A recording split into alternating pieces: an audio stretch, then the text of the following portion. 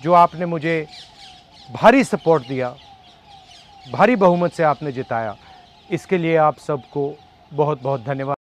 मैं देश के हर मतदाता को, जनता जनार्दन को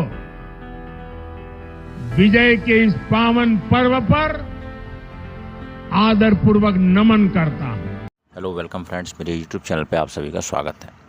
जैसा कि हम आज एनालिसिस करेंगे कि 2024 के इलेक्शन कैसे हुए हैं, किस प्रकार से रिजल्ट्स आए हैं, थोड़ा हम पार्टी वाइज देखते हैं रिजल्ट्स क्या हुआ है। तो चूँकि हम जानते हैं कि भारतीय जनता पार्टी को इस इलेक्शन में 240 सीटें मिली हैं, वहीं इंडियन नेशनल कांग्रेस को जो सीटें मिली हैं वो 99 सीटें मिली हैं। समाजवादी पार्टी को सीटें मिली हैं 37, और सबसे बड़ा इंपॉर्टेंट जो आप कह सकते हो समाजवादी पार्टी 37 सीटें समाजवादी पार्टी ने हासिल की हैं, वो एक रिकॉर्ड आप कह सकते हो वो जीत है। इस प्रकार से तृणमूल कांग्रेस को लगभग 29 सीटें मिली हैं, डीएमके को 22 सीटें मिली हैं, तेलुगु देशम पार्टी को 16 सीटें मिली हैं, जनता दल यूनाइटेड को 12 सीटें मिली हैं, शिवसेना ने भी अच्छा प्रदर्शन किया, उद्धव ठाकरे की बाला साहब वाली शिवसेना ने अच्छा प्रदर्शन किया, 9 सीटें मिली हैं। शरद पवार ने भी अच्छा प्रदर्शन किया है, 8 सीटें मिली हैं। एनसीपी शरद पवार वाली शिवसेना को लगभग 7 सीटें मिली हैं। तो इस प्रकार से रिजल्ट हैं। आरजेडी को 4 लोकसभा की सीटें मिली हैं। इसके साथ साथ आम आदमी पार्टी को 3 लोकसभा की सीटें मिली है, जेएम को आप 3 लोकसभा सीटें, जनसेना पार्टी को 2, कम्युनिस्ट पार्टी को, सीपीआई-एमएल को मिली है 2 सीटें। इस प्रकार से रिजल्ट आए। लेकिन मुख्य तौर पर अगर आप देखा जाए तो भारतीय जनता पार्टी 240 सीटों पर सिमट गई है। इसी प्रकार से कांग्रेस का देखा जाए तो 99 सीटें हासिल की है। तो ज़्यादा वोट शेयर की बात किया जाए तो किसका कितना वोट शेयर रहा है, तो जहाँ तक वोट शेयर की जब हम चर्चा करेंगे तो बीजेपी का जो वोट परसेंट आप कह सकते हो 36.56% रहा है वोट शेयर बीजेपी का।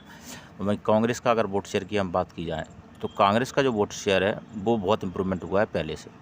तो जहाँ तक कांग्रेस का वोट शेयर की हम बात करेंगे तो कांग्रेस का जो वोट शेयर है वो एक्चुअली आप 2019 के लोकसभा चुनाव की अभी वोट शेयर उसका बहुत बड़ा है। तो इसमें कांग्रेस का वोट शेयर लगभग 21.19% रहा है, और बीजेपी का अकेला खुद का वोट शेयर 36.56% रहा है, और आम आदमी पार्टी का 1.11% वोट शेयर रहा है। तो तृणमूल कांग्रेस का 4.37 वोट शेयर रहा है। तो 543 की आप कह सकते हो लोकसभा सीटों का पूरा वो है गणित। तो 240 पर बीजेपी और मुख्य रूप से 99 पर इंडियन नेशनल कांग्रेस। तो इस प्रकार के रिजल्ट से अब हम थोड़ा यूपी का रिजल्ट देखते हैं कि यूपी के रिजल्ट में क्या हुआ, यूपी में किसको कितनी सीटें मिली हैं। यूपी ही ऐसा स्टेट है जिसमें भारतीय जनता पार्टी को पूरी तरह करारी हार मिली है। तो अब थोड़ा यूपी का एनालिसिस करते हैं। यूपी को समाजवादी पार्टी को आप कह सकते हो 37 सीटें मिली हैं, बीजेपी को 33 सीटें मिली है।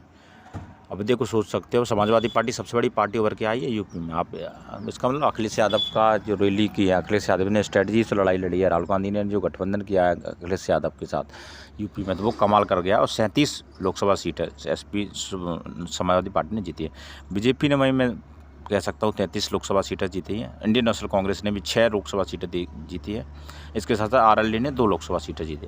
इस प्रकार से यूपी का अगर पार्टी वोट शेयर देखे जाए तो यूपी में बीजेपी को 41.37 परसेंटेज वोट मिला है, और एसपी को 33% वोट शेयर मिला है। तो आप देख सकते हो बीजेपी वोट शेयर में ज़्यादा है लेकिन सीटें उसकी कम है। और इसी प्रकार से जो समाजवादी पार्टी है उसका वोट परसेंट 33.59% है, लेकिन उसकी जो सीटें हैं वो आपकी 37 सीटें।